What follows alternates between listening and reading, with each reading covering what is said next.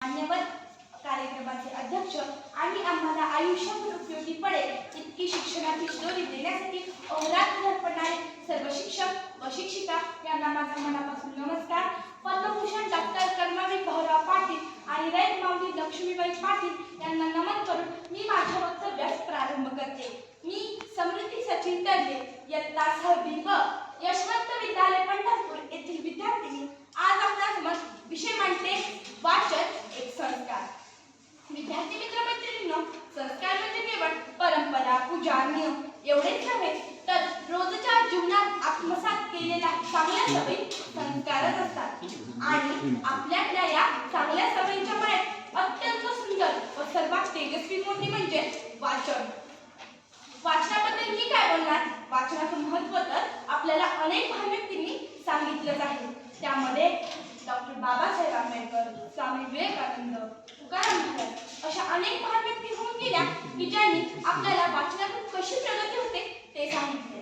Doctor APJ Abdul Kalam यांचा जन्मदिन तर आपण वाचन प्रेरणा दिन म्हणून साजरा करतो. ते म्हणायचे की एक चांगलं पुस्तक 1000 मित्रासारखं असतं आणि एक चांगला मित्र ग्रंथालय इतका मोठा असतो. त्यामुळे आयुष्यात चांगले मित्र बनवा. चला तर मग पुस्तकांनाच आपण आपले चांगले मित्र बनवूया ना. डॉक्टर बाबासाहेब आंबेडकर म्हणायचे की तुमच्याकडे 2 रुपये असतील तर 1 रुपयाची भाकरी घ्या आणि 1 रुपयाचे पुस्तक घ्या. कारण भाकरी तुम्हाला जगायला मदत करेल तर पुस्तक कसे जगायचे ते शिकवेल. ते असं देखील म्हणायचे की एक मंदिर बांधणे म्हणजे 1000 भिकारी तयार करणे आणि एक ग्रंथालय बांधणे म्हणजे लाखो विद्वान निर्माण करणे होय. काळानुसार वाचनाची माध्यमे बदलली असली तरी वाचनाचे महत्त्व कमी झालेले नाही. आजच्या मोबाईल केंद्रित जगात वाचनाची सवय जपणे ही खरी कसरतच आहे.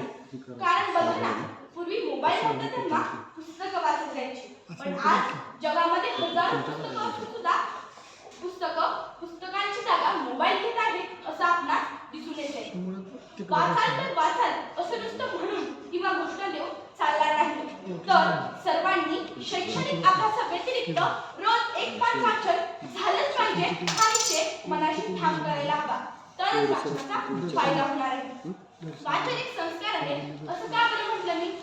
कारण शरीर स्वच्छ राहण्यासाठी जसा स्नान हा संस्कार आहे, शरीर निरोगी राहण्यासाठी जसा व्यायाम हा संस्कार आहे, अगदी तसेच बुद्धी तेजस्वी, मन शांत, जीवन यशस्वी, चारित्र्य उत्तम होण्यासाठी वाचन हा एक महत्त्वाचा संस्कार आहे.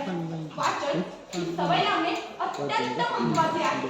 वाचन हा संस्कार जोपासणे अत्यंत महत्त्वाचे आहे. वाचन हे केले पाहिजे कारण वाचनाचे हजारो फायदे आहेत. ते म्हणतात ना, शिक्षण आणि वाचन माणसाला सुसंस्कृत बनवते. वाचनाचे फायदे जेवढे सांगेन तेवढे कमीच आहे. वाचन केल्यामुळे आपला बौद्धिक भावनिक विकास होतो, ताणतणाव कमी होतो, आपल्यातील सकारात्मक विचारात वाढ होते, मेंदूला व्यायाम होऊन आत्मविश्वास वाढतो, वेळेचा सदुपयोग होतो, योग्य समज, विचार कौशल्य, संवाद कौशल्य वाढते, आपल्या विचारात चांगल्या विचारात वाढ होते, आपल्यातील नकारात्मक विचार संपतात, शब्दकोश वाढतो, आपल्याला जे हवे क्षेत्रामध्ये यश मिळते. असे अनेक फायदे आहेत. थोडक्यात काय तर वाचनामुळे आपला सर्वांगीण विकास होतो. चला तर मग वाचन हा संस्कार आपण जोपासायचा आणि रोज किमान सातत्याने एक पान तरी वाचन करायचे. तुकाराम सांगतात की वाचन वाचल्याने ज्ञान उगम पावतो, अज्ञानाचा अंधकार दूर होतो. वाचन केल्यामुळे ज्ञान मिळते, अज्ञानाचा अंधकार नष्ट होतो, अज्ञानाचा अंधकार नष्ट होतो. ते असं देखील म्हणतात की वाचन माणसाला ज्ञानी, विवेकी, संवेदनशील बनवते. त्यामुळे सर्वांनी वाचन केले पाहिजे.